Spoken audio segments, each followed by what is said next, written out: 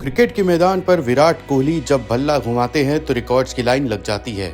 उनकी आक्रामकता और रनों की भूख से पूरी दुनिया वाकिफ है। लेकिन आज हम विराट के कवर ड्राइव की नहीं बल्कि उनके उस दिमाग की बात करेंगे जिसने बिजनेस की दुनिया में एक ऐसा शॉट खेला है कि बड़े बड़े कॉर्पोरेट धुरंधर देखते रह गए। बहुत से लोग समझते हैं कि खिलाड़ी सिर्फ मैदान पर पसीना बहाते हैं और विज्ञापनों से पैसा कमाते हैं, मगर विराट कोहली ने इस सोच को पूरी तरह बदल दिया है। उन्होंने ये साबित कर दिया है कि वो जितने बड़े एथलीट हैं उतने ही शातिर और दूरदर्शी बिजनेसमैन भी हैं।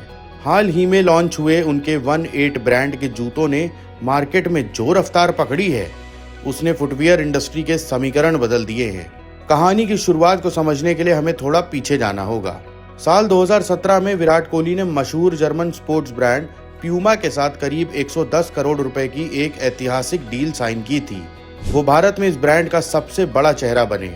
ये साझेदारी सिर्फ एंडोर्समेंट तक सीमित नहीं रही, दोनों ने मिलकर प्यूमा 1-8 रेंज निकाली, जिसने प्यूमा को भारत में 250 करोड़ से ज्यादा का बिजनेस करके दिया।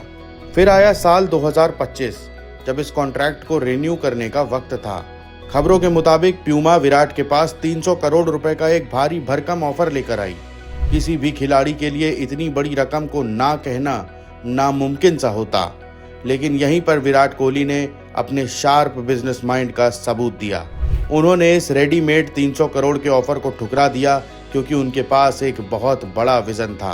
प्यूमा को मना करने के बाद विराट ने हाथ मिलाया अभिषेक गांगुली से, जो प्यूमा इंडिया के पूर्व मैनेजिंग डायरेक्टर रह चुके हैं। अभिषेक ने साल 2023 में एजिलिटास नाम से एक स्पोर्ट्स वियर और लाइफस्टाइल स्टार्टअप शुरू किया था, जिसे 600 करोड़ रुपए की बड़ी फंडिंग मिली हुई थी। एजिलिटास भारत की सबसे बड़ी वर्टिकली अलाइंड कंपनियों में से एक है, जिसके पास अपनी एडवांस लैब्स हैं, जहां डिजाइनिंग से लेकर प्रोडक्शन और डिस्ट्रीब्यूशन तक सब कुछ खुद कंट्रोल किया जाता है। विराट ने प्यूमा का चेहरा बनने के बजाय एजिलिटास के साथ सीधे पार्टनरशिप कर ली। इसका मतलब था कि अब जूतों के डिजाइन, आराम और क्वालिटी पर पूरा कंट्रोल विराट का था। उन्होंने सिर्फ अपना नाम नहीं दिया बल्कि अपनी जेब से 40 करोड़ रुपए कैश भी इस प्रोजेक्ट में लगाए। उन्होंने अपनी पूरी एक्सपर्टीज और नेटवर्क इस एक जूते को बेस्ट बनाने में झोंक दिया।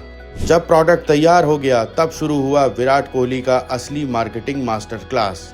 उन्होंने इस जूते को बेचने के लिए खुद को पूरी तरह इन्वॉल्व किया।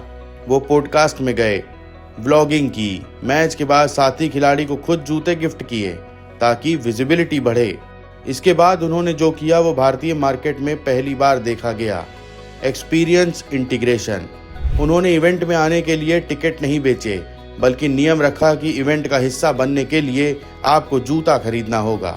आउटलेट्स पर अनबॉक्सिंग के लिए, जूते ट्राई करने के लिए युवाओं की पागलपन जैसी लाइनें लग गईं।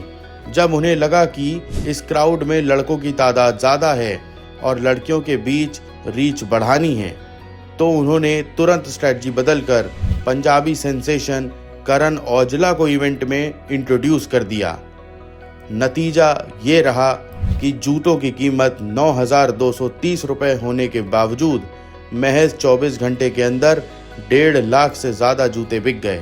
कंपनी ने करीब 140 करोड़ रुपए का बिजनेस कर डाला।